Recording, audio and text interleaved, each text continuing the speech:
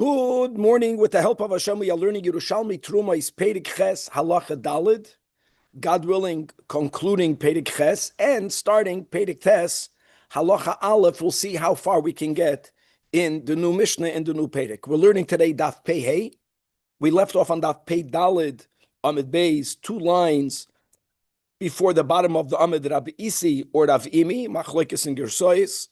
We are going to learn today, all the way up until the end of the 8th chapter, unbelievable Agadata stories, Sipurei Tzadikim, really, related to Jewish captives, beginning with the topic of whether one is obligated, when it comes to saving a life, of putting one's own life at risk. To give up one's life for the other, vadai, not obligated. You can debate whether that's even permitted. When it comes to me not putting my life in risk, but I have the opportunity to save someone else's life, that's an obligation. And there is a lav to that. The Torah says, Lo samoid al dam reyecha. The question that we will begin with is what happens if by me saving the other, I am putting my very life at risk. Am I obligated? Am I permitted? As we will see all of these stories unfolding, we will also have today in one of these amazing stories, a story from Angritis, the demon. We had a story in Be'ila with Rab Shimon Bar Yochai, how he was encountered with a demon and how he used the shade to help him perform a miracle with the Gezeda that the Romans had. We're going to have today also a story about how the Chachamim employed a demon to help them get out of a very difficult situation that they were in. The kid said we're going to have Agadat until the end of the Perek, and we're going to start today the 9th chapter. Now let me just speak out the basic rules of the 9th chapter. We already learned these rules before because the Gemara before quoted this Mishnah. The rule is like this. Number 1, midrabanan, for various reasons, a person is forbidden to plant truma. If a person planted truma, then midrabanan, they declared that Gedulei Truma has the status of Truma. Be'emes, Gedulei Truma, which is a statement of the Mishnah, doesn't mean mamish the way it sounds. Because Truma, for example, is completely exempt from Leket Shikhan Peya. We already had this before in the Gemara. Gedulei Truma does not mean that it's mamish Truma. It's only Truma midrabanan, meaning that a non-kohen will not be allowed to eat it. That's the only application of Gedulei Truma. Only a kohen can eat it. On the other hand, there is an obligation to separate from it leket shikhan peya, like we have to separate from any real tevel leket shikhan peya. And we're going to have in the Mishnah a 3-way machlokes tanoim who gets to pick that leket shikhan peya between the chachamim who hold both aniyah kohanim and aniyah Yisrael, even though the Jewish aniyim will not be allowed to eat it, but they'll sell it to a kohen, so they're going to benefit from it. You have the Shita of Rab Tarfon that says only Aniyai Kohanim. And then there's the third opinion of Rabbi Akiva. It's not that clear what the opinion is. We're going to follow the way Tosfos Yantiv and others in the Mishnayos and explain the Shita of Rabbi Akiva that not only may it only be collected by Aniyai Kohanim, it also may only be connected by Aniyai Kohanim that are Tohorim, as we'll see in the Mishnah. A couple of just few words of introduction also regarding planting Truma. Really, if someone planted Truma, Bedavar shezaroi kala, at some point the seed decomposed, so therefore the prohibition of destroying truma is not existent. The Chachamim made another penalty, and that only applies if you planted the truma b'shoigeg, that you have to uproot that which grew. Now there are many nuances to it. Don't forget, we're not allowed to destroy truma, so you cannot uproot it if you just planted it. You're going to destroy the original. If what you planted already grew to the level of a shlish or more, since midrabanan gedulei truma, you're not allowed to uproot it. Again, you're destroying rabbinic truma. This gzeira of if you planted truma b'shoigeg, you have to uproot it is only after the seed decomposed, prior to it reaching this phase of oinas hamaisres. For those who learn Rambam, we're going to review all these dinim up until a shlish. That the Mishnah has something amazing. If a person planted truma b'mezid, which is a worse violation, there you're not allowed to uproot it. And there's a maras ayin issue. If someone knew they're planting the product of truma. So the people view that field as a truma field, and if it's going to be uprooted, it's going to look like they are destroying truma. When someone plants truma b'shoigeg, it's not known. They themselves didn't know it. So there's no marasayin issue. And many other nuances that will be unpackaged when we learn the Mishnah and Site. But without any further ado, I have no idea when we will have Agadata again. So this is like a goodbye party, perhaps. And let's go Chavadaf Pei Dalad Amid base, 2 lines before the bottom of the Amid. Now, whether this happened with Rabbi Isi, or we're going to learn some Marafuldas later. Clearly, the Marafuldas version is that this story happened with Rav Imi. These are people that we're familiar with. That they once got kidnapped. They were captured in a city called Safsufa. Twice in today's daf, we're going to have this phenomena that a Jew was captured. We're talking about by bandits, by Hamas, in Safsufa, in the place called Safsufa. In Sao Paulo, just to know, Samach Pei. And this is something that happens there tragically too often. Now, when someone was kidnapped, rescuing them not only puts the captive at risk, it puts the potential rescuer also at risk. I'm talking about life's risk. So Amar Rabbi Yonasan, and he's really giving a psak din, that Yekorech Hameis Besadinoi, that the dead person should be wrapped in his own sheet. This is an expression that he's using, that it's common that when someone passes away, the tachrichen sheet that is used to wrap the mace is his own sheet. In other words, we don't expect for others to contribute their sheets for that purpose. So that's a Talmudic expression. Nowadays, it's a new world. Nowadays, the Chavre Kadisha, they sell the family the tachrichen, but in the good old days, the sheet that you used when you were alive, that was the sheet. Anyways, you're not living. No one needs your old smelly sheet, so that will be your tachrichen. But what he meant to say is that since attempting to rescue, whether it was Ravisi or Ravimi, will endanger the rescuer's lives, so they're not obligated. Let's go that they're not obligated to do it. You can't say loisamay dal dam reyacha. No, loisamay dal dam reyacha is if your life is not going to be at risk. Now, Daf Pehei says the Gemara, Amar Rabbi Shimon ben Lakish. We're going to have a lot about him today. He was so adamant in the obligation, in the mitzvah of saving a captive, that he says, Ada anokotel va'ano miskatil. I disagree with you, Rabbi Yonasan. I am going to rescue him. And even though I know it means that I'm putting my life at risk, so be it. He says, either I'm going to get killed or I'm going to kill them. Gewaldig. And for all of the Israelis here, exactly, that's the attitude. That's what we do. Even though it puts our lives at risk. Va'ano ezel u'meish zivle bechayola. I will use force if necessary.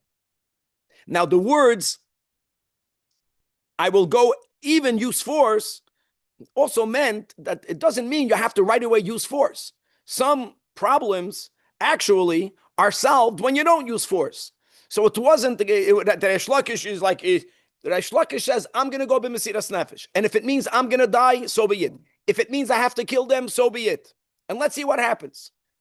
And this is behemshach to the story we learned yesterday, where Rabbi Shua ben Levi was criticized by Eliyahu Hanavi, that why is it that you did not go ahead and attempt to save Ula bar Koishev? Why did you not go ahead and you convinced him to give himself over, when even though he told him it's a Mishnah, but it's not Mishnah's Chasidim, because a Chassid goes beyond the letter of the law. And let's go with the same hemshech that you're not mechuyev. You can't have a tain on someone if they're not going to go be ready to be moiser nefesh to save another Jew if they might die. But in Mishnah's Chasidim it is. It turned out that Reish Lakish managed to save him without even fighting. Azal upaisoin. Now, perhaps we'll see this in the later story in today's daf. Reish Lakish, as we know from the Gemara, prior to him becoming the great Rebbe Shimon ben Lakish, he was the head of a group of bandits. Could be he had a reputation. Could be he appeared like someone that you don't want to mess with. I don't know how he did it. In other words, could be it was just some sort of implied intimidation. But when he came over there, they gave him up. v'yahavinale. They handed over Rav Imi to Reish Lakish. Now, what would you think? Okay, Baruch Hashem. First of all, how great is Reish Lakish? He was willing to die to save another Jew, even though he might not have succeeded. He succeeded without getting killed, without killing the others. But there's still a new what's the final obligation? The final obligation is you can't live in a society where you have people that are bandits that allow themselves to kidnap others. There is a social obligation to annihilate Hamas. So what did he do? So Amar Loin did b'chachma. They gave him up. So they felt in their mind that the Reb Shimon ben Lakish will be very grateful to them. You see, to him they gave up. So he went with what they were thinking.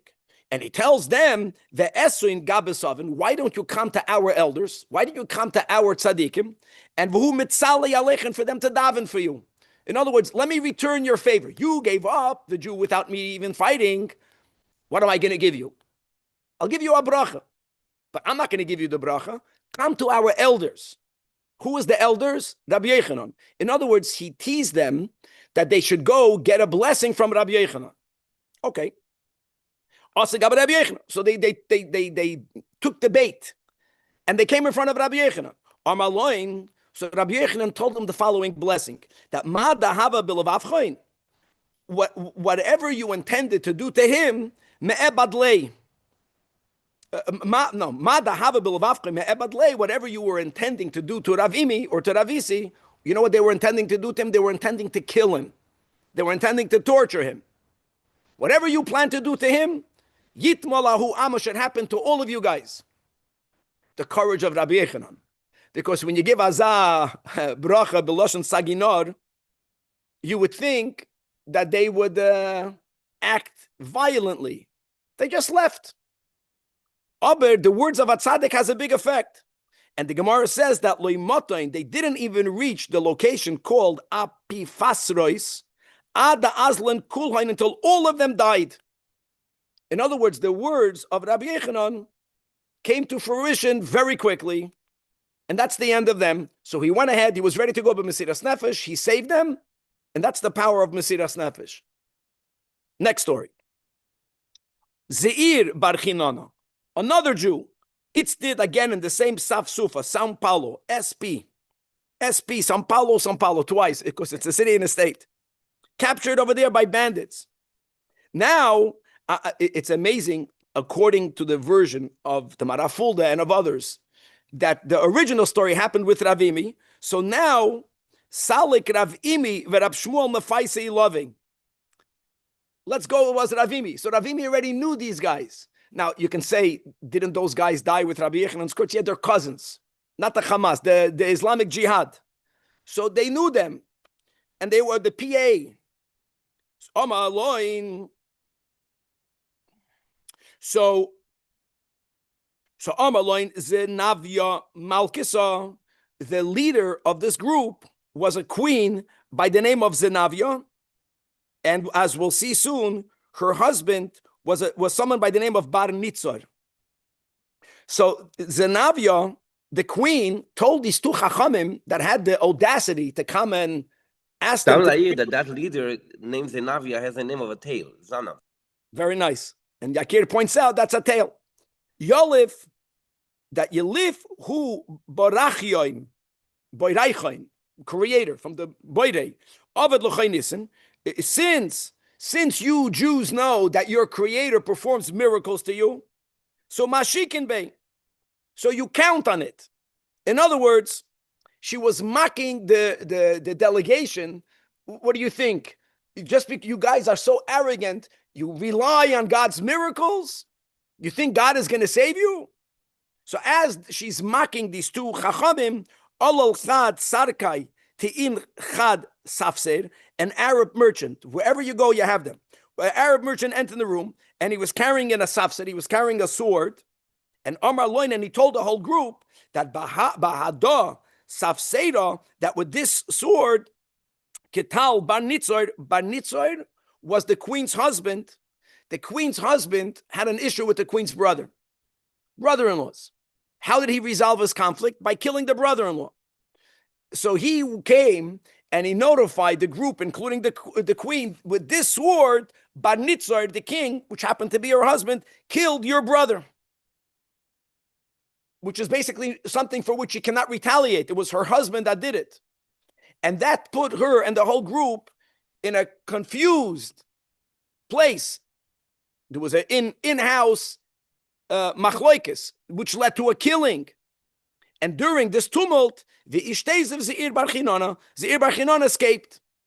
So while she was mocking the fact that we, the Jewish people, are, so to say, accustomed to our Creator's miracles, that's exactly what happened. Now, Ein Soimchen Alanes, I'm just going to venture to say that Rav Imi, for him, Ein Soimchen, what's the difference between nature and a miracle? The difference is that a miracle happens once, and then nature happens, as sun rises, the same miracle, but it happens every single day. I think Rav Imi was Melumad Benisim. In other words, Rav Imi already witnessed the miracle that he was saved. So for him, maybe it wasn't even such a big miracle. All you need to do is follow the formula. What was the formula? Be ready to give up your life. Go over there. Before they even said boo, she mocked them, and God mocked her, and that was the end of that. Next story. More about Reb Shimon ben Lakish. Now, Rabbi Yechanan, ikapach ba'alei Kanya, again, these are names. These are names of groups of bandits. And he was robbed by them. Ikapach means matan bagamvit.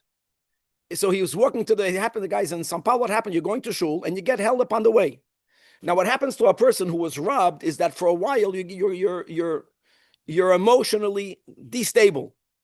So the selik lebeis vada means the beis hamedrash. Rabbi Yechanan goes there, and this we already know from Bavli Bava Metzia, right? That whenever Reish Lakish said a din, Reish Lakish would have 24 questions. I forgot, and he needed to give answers. So Rabbi Yechanan is teaching. So the class he prepared. So even though he wasn't well, he was like to tumult because he just got robbed. But he gave his class, but when Reish Lakish began to ask him, he wasn't in a place where he was able to answer. He did not respond. And don't think Rabbi Shimon ben Lakish let him off the hook. Some Talmidim, they feel that their teacher is not well today. He's in one of those moods, whoever learned by Rabbi Zajac. But some students don't care. That's not my problem. So Shalei weiter, he insisted. More questions. And Rabbi Yechanan is not responding. So Amar Lein, so he asked his teacher, he asked his brother-in-law, Ma'achin, what's going on? How are you? In English, how are you feeling? It's an English thing. In Yiddish, you ask, what are you doing? Was machst du? It's a whole different psychology. Because by Jews, it's about what you do. Here, how do you feel? Oh, so Amalei, so Rabbi Yechanan responded the following. Kol ho'ivadim tuloyim b'leiv. He says all of the person's limbs depend on the heart. V'halev toli b'kis. And the heart depends on how much money you got in your pocket. It's such a good word. In other words, what the hell am I doing? They just stole all my money. So my heart, the big Rabbi Yechanan, the tzaddik, that he buried 10 of his children, but right after you get held up, we're human beings. They took his money, so his heart was moved, and therefore even the mind was unable to respond to Rabbi Shimon ben Lakish. What's amazing is that Rabbi Yechanan wasn't planning to do anything. Oh, but Reish Lakish, you see, that was not his personality. So Amar lei umahu kain. What do you mean you were mate bagamvet? So Amar lei ikapchat balei kanya. The group balei kanya, they were the ones that robbed me. Amar lei, so Reish Lakish tells his brother-in-law, Chamilei, show me zavisa, show me their corner, show me where they are.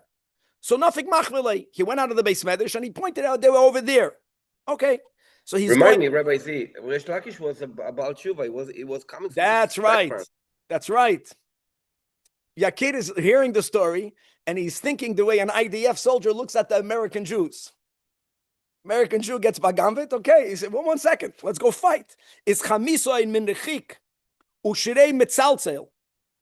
So when he saw them already from the distance, he started to shout at them, and he scared them. So he was intimidating. So Amrin, so when they heard that Reish Lakish had a reputation amongst them for sure, they knew who this guy was. So they said, in Rabbi Yechanan, we stole from Rabbi Yechanan, we're going to give half of the money back. They began to negotiate. So funny. Is Yisaf Palga. Some people would take it. Okay, I got half back. No, I'm alone. Reish Lakish did not take no half. He says, Chayechoin. Chayecha means by your life. So you threatened them. Kula no nasiv. I'm taking back everything you took. And you know what happened? Unesav kula. I want to say unesav means he took. In other words, Mistama, they didn't give it to him. But Reish Lakish went ahead and he got it all back. And that's the end of the story. Next story. What are these stories indicative of? About it began with giving up, putting yourself at risk to save someone else's life. That made more sense. We're going to extremes. That now we're speaking about Reish Lakish put himself at risk to go after money. You can say that's even more controversial. And maybe if it. Maybe it wasn't a risk for him since he has such a I don't believe it. There was reputation. not a risk for him. I know. I understand what you're saying. I don't see it that way. I think it has to do with the fact that Rabbi Yochanan was unable to learn.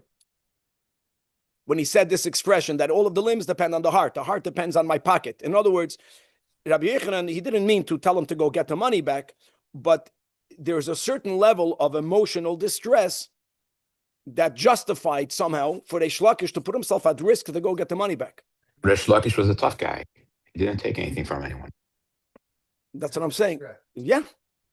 That's Also, that's Ani why- Chashub Kemet. Yeah. People have a misunderstanding about a tzaddik. Otazoi. They were human beings.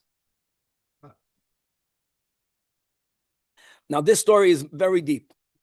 And I'm sure there's a sequence over here. Now, Dikloit,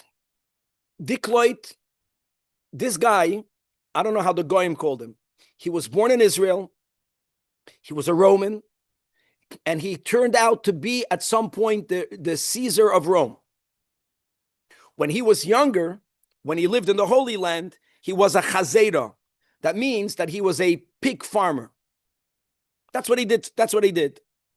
So Dikloit chazeroi mechoine toloi de Rabbi Yehuda Nesiyah. I want to say it like this. First of all, there was Rabbi Yehuda Hanasi, who redacted the Mishnah. He had a grandson that we know from the Bavli called Rabbi Yehuda Nesiyah. He was the grandson of Rabbi Yehuda Hanasi. And then there were two Rabbi Yehuda Nesiyah. The Rabbi Yehuda Nesiyah had a grandson, which is the story of where it should happen. I'm just giving you the historic time of this. So he says, Toloyim is one of the expressions, endearing expressions that you use on young students. So Rabbi Yehuda Nesiyah had a yeshiva, and he had young students, and these young students, they would bully, mochayna means they would hit on, they would harass this dikloit, which is not okay, but that's what happened. So these young students, they would be harassing this dikloit. Okay, that was a bad thing because eventually this dikloit had a very bad experience of interacting with the Jewish community. I don't know, could be they were very young for whatever reason. And he remembered how the Jews harassed him. Many years later, is Avid Melech. He became the Caesar. And now he's going to take revenge. But it wasn't revenge against all of the Jews. He was particularly upset that the teachers of these students might have been very young, that the teachers did not stop them. Aviv is thinking, I don't know who he's thinking about. He's thinking about his classmate somewhere. So what did he do? So he wanted to set them up. Now, he knew the Jewish community. He knew that they keep Shabbos. So what he did was, now he mamish became the Melech in Rome. He went to visit one of the vassal states. He went to visit the Holy Land. And he went Lepamios. We know Pamios is Banyos. We know more or less where it is. All right? I know that when it's in the north of Israel, but in those days, without the cars that we have nowadays, to go from Tiberia to Pamios, you can Google map it. I don't know how long it would take. What is it, an hour drive or maybe less? An hour drive.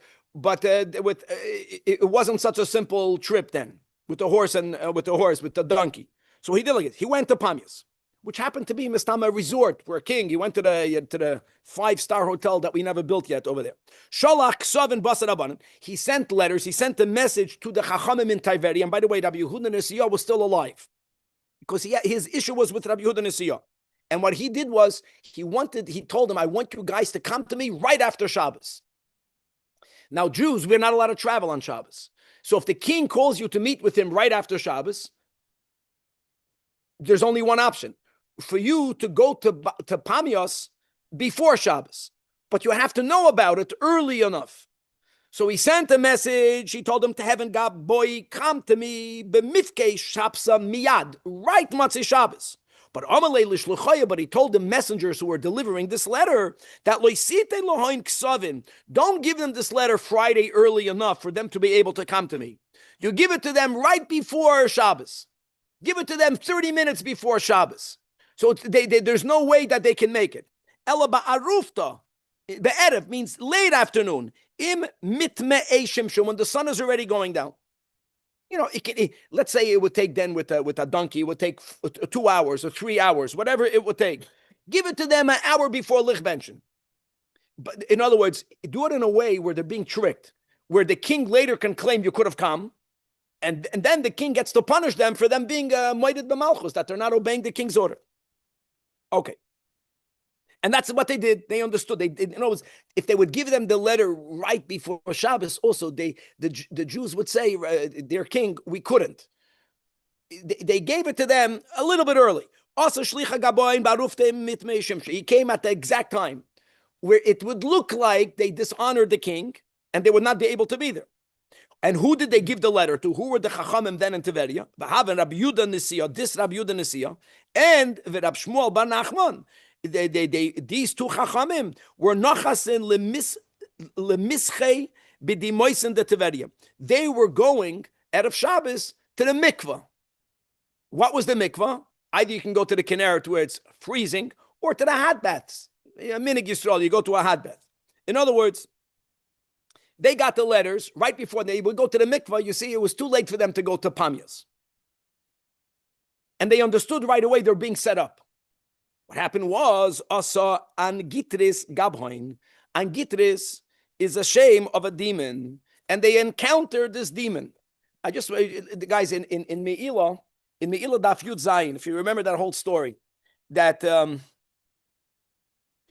story of how they made a decree in Rome, and they decided who's going to be Mevatel de Gezeda, Yelech Rab Shimon bar Yochai, Shumalum Benisim.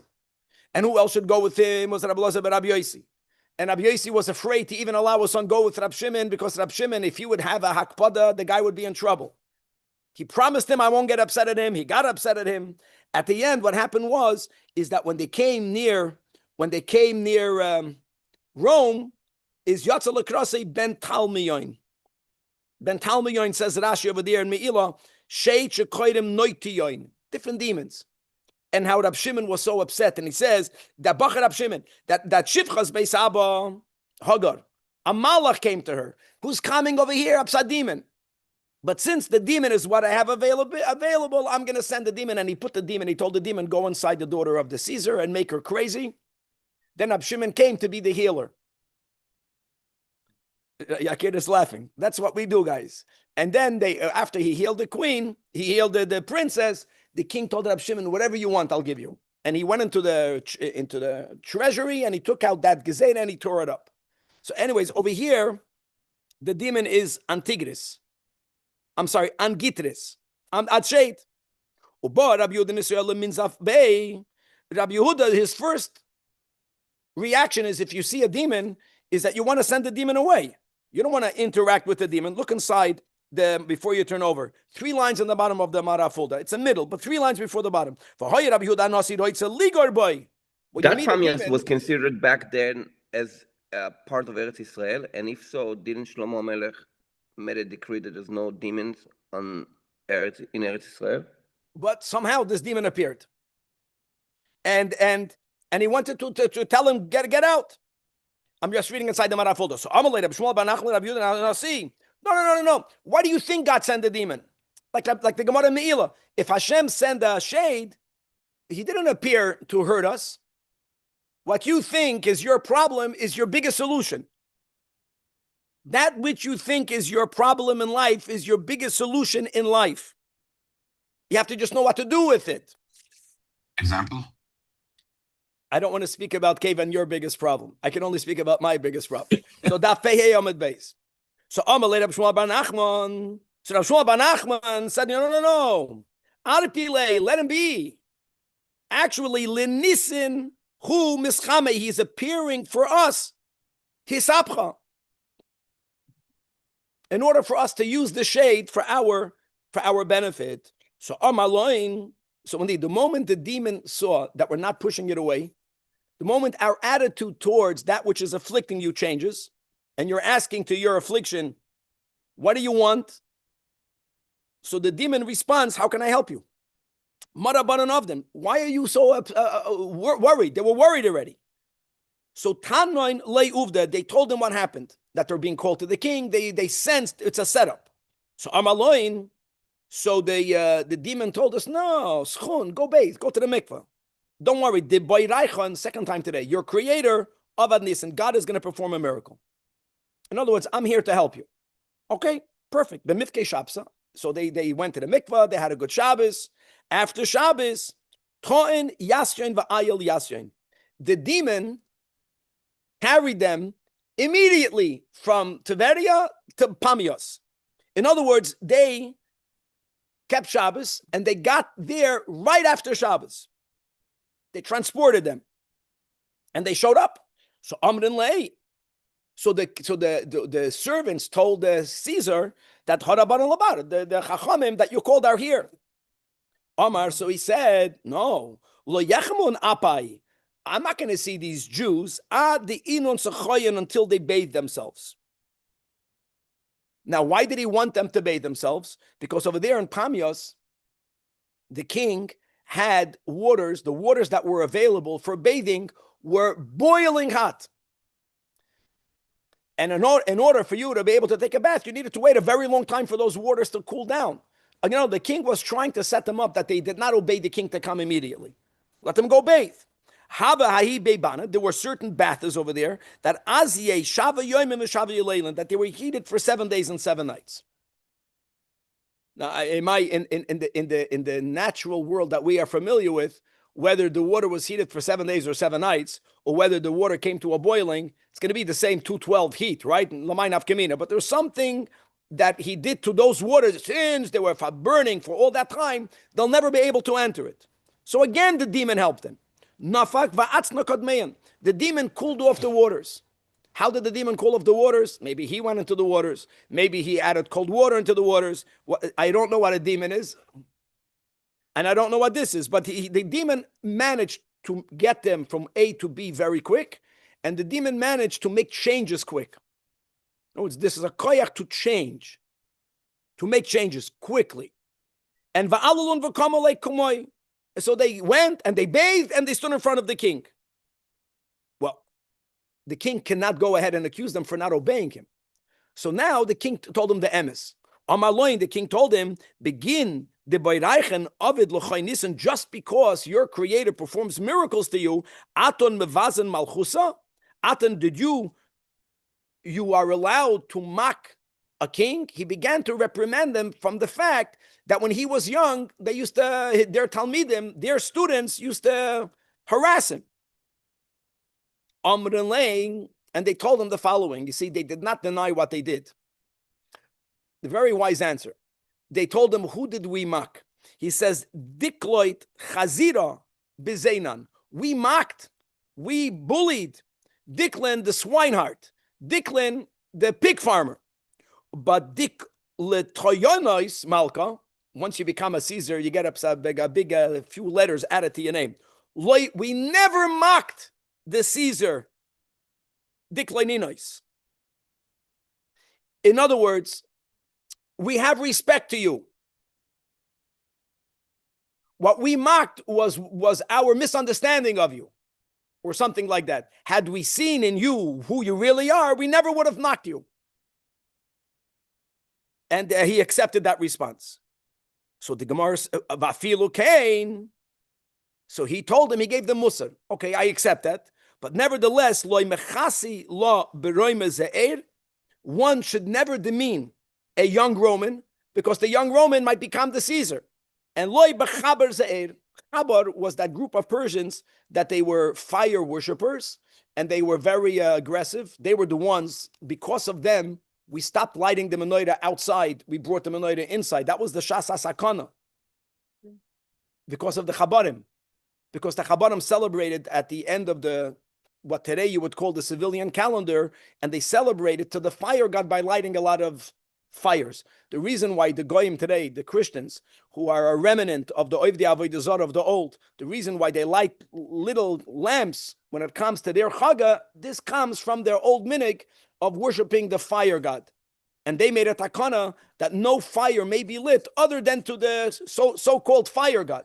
That's why we, under the penalty of death, that's why we brought the menorah inside. So even if the Roman is young, even if the Chabad is young, don't be careful. He told them, don't mock them, because they might become powerful, and then they might want to extract revenge. How would we word that? We would not word it, a yid, that don't harass them because they might become powerful. We would word it, don't harass them because you're not supposed to harass another person. Even if they're not a young Roman, even if they are a young Brazilian, who cares who they are? But that was not his attitude. His attitude, you got to be careful. Be careful. No, they use power. And on that we say, Hadran Alacha Isha Shohaisa, what a pedic. What a pedic. And with God's help, we are starting now the 9th chapter. We already spoke out the introduction when we spoke out the introduction and the steps.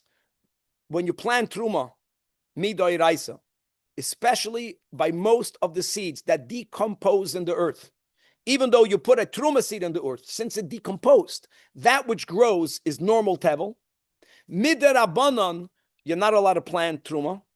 If you planted Truma, 2 penalties. Penalty number 1 is if you planted it b'shoigeg, if the seed already decomposed and it didn't yet reach a third, which means it didn't reach oinas hamaisreis.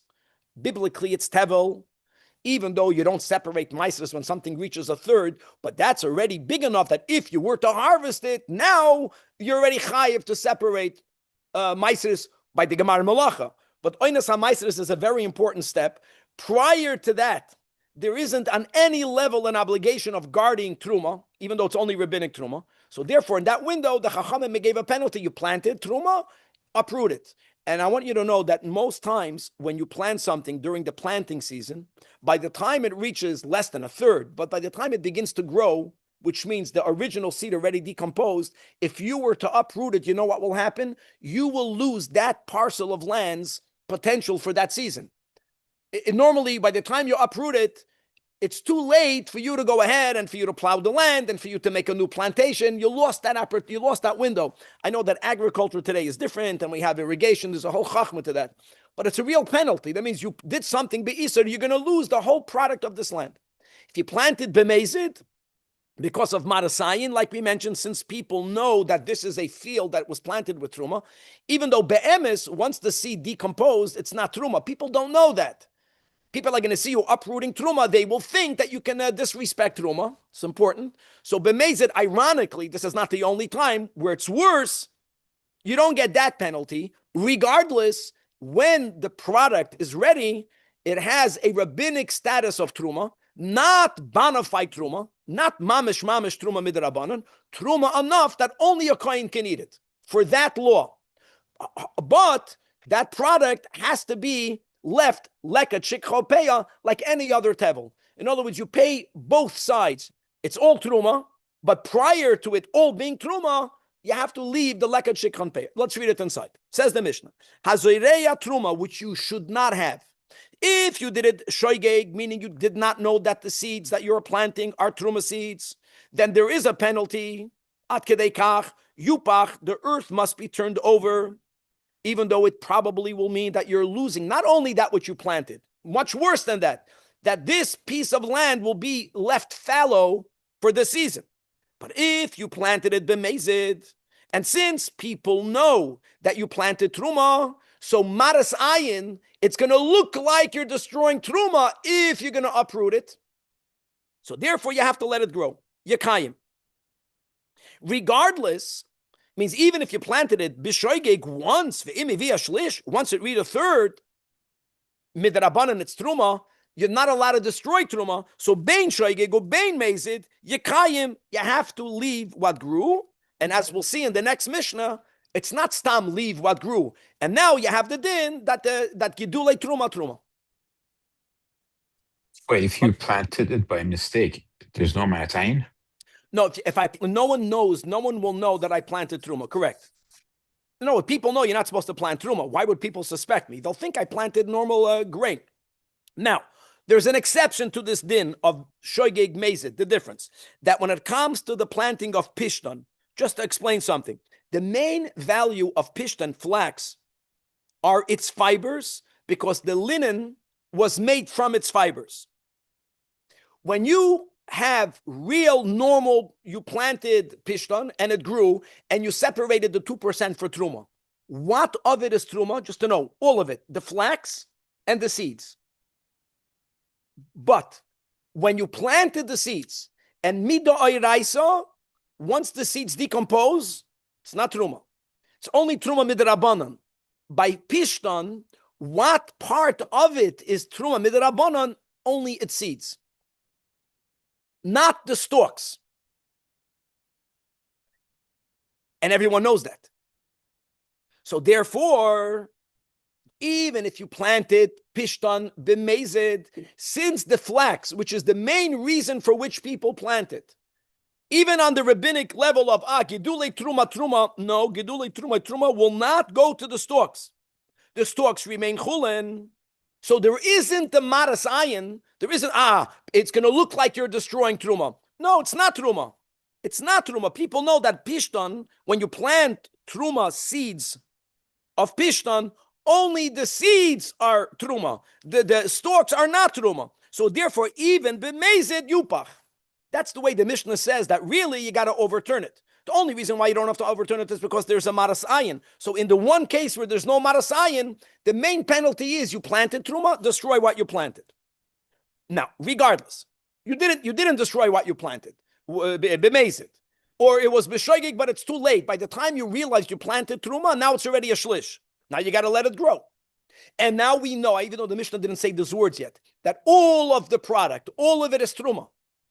Says the Mishnah, don't think it's mamish truma. No, if it would be mamish truma, then there is no dinim of lekat shikchopeya. It's only truma lechumra. It's not truma lekula. V'chayeves belekat shikchopeya. Gevaldik. And now we're going to learn today three-way machlokes tanoim. Who gets to pick the lekat shikchopeya? Normally, aniyim. Makes no difference whether you're a kohen, whether you're aniyah leviim, aniyah yisraelim. Here, don't forget. It's for the aniyim, but whatever they pick, it's rabbinic truma. Now, rabbinic truma, even an aniyah Yisrael benefits from it, not because he's allowed to eat it, but because he can sell it to a kohen for the cheaper price of truma. So there's a benefit. But what's the problem? Maybe the aniyah Yisrael will forget and he'll eat it. That's the thing. So the Chachamim say that everyone gets to pick it. Narvos then, the aniyah kohanim, they pick it and they eat it. The aniyah Yisrael get to pick it, and they have to remember that you can't eat it. But they get to keep the money, which is great. But everyone, there's no restrictions on who can pick it. Let's go to Daf Pei Vav. However, Rab Tarfon Rabbi Akiva. Rab Tarfon holds ein melaktin ela aniyah kohanim. No, you can't allow aniyah Yisrael to pick it. Why? Because Shema yishkechu v'yitnu lo toich piyam, they might put it in their mouths. Because normally leket shikchopeya is completely exempt from all of the dinim of trumas u'maisres. So not only can they snack on it, they can eat on it. Then they're going to forget. So how can you allow aniyah Yisrael to pick it? They're not allowed to pick it. Who can pick it? Only aniyah kohanim. Amaloi Rabbi Akiva. And we're going to learn it the way the Tosfos Yantiv. You know why he's called the Tosfos? Tosfos Yantiv. Because when the Tosfos Yantiv, who was a student of the Maral, right, from Prague, I don't know if the Maral told him. I think that his teacher told him, Yantiv Lipman Heller, he told him that you write a Peirush on Mishnayos. Everyone else was the big Talmudists. He says, write a Mishnayos. At that time, the Rav Bar Tanura was the main Mefarish on Mishnayos. So in humility, just like Tosfos, why did they call themselves Tosfos? Tosfos. Because Rashi is the Iker. Even though Rashi called himself Akuntris. But we say, no, Rashi is the main Peirush. So you want to add something. In his humility, he called his Peirush the Tosfos Yantiv. Okay, my teacher told me to write a Peirush, but I'm not denying the foundational interpretation of the Rav Bar Tanura. Anyways, the Tosfos Yantiv says that Amaloi Rabbi Akiva is arguing with Rab Tarfon, but he's not agreeing to the Chachamim. He's saying that if you are afraid that the Aniye Yisrael will eat it. So I have more. Lo yilaktu elo tohinim. Let me go even to kohanim. How can you allow any kohen? If it's truma, if the kohen is tamei, a kohen whose tamei is not allowed to eat truma, that's tar. So just like you're a choishish, that you're picking something off the field, normally it's not truma right away. People might not remember the Aniyah Yisrael will forget that it's truma, they might eat it. Well, if that's the case, then only Aniyah kohanim tohoidim should be allowed to pick it. Now, Rab Tarfon will hold that the kohanim zrizim. We have that rule. Kohanim are more learned. Anyways, that's the way. Now, others learn that Rabbi Akiva is just challenging Rab Tarfon, but Rabbi Akiva agrees with the Chachamim. He says, if you would be right, then limit it more. But you're all wrong. Where people are learned. Anyways, we're going to learn that there are three-way opinions. We'll stop over here, God willing.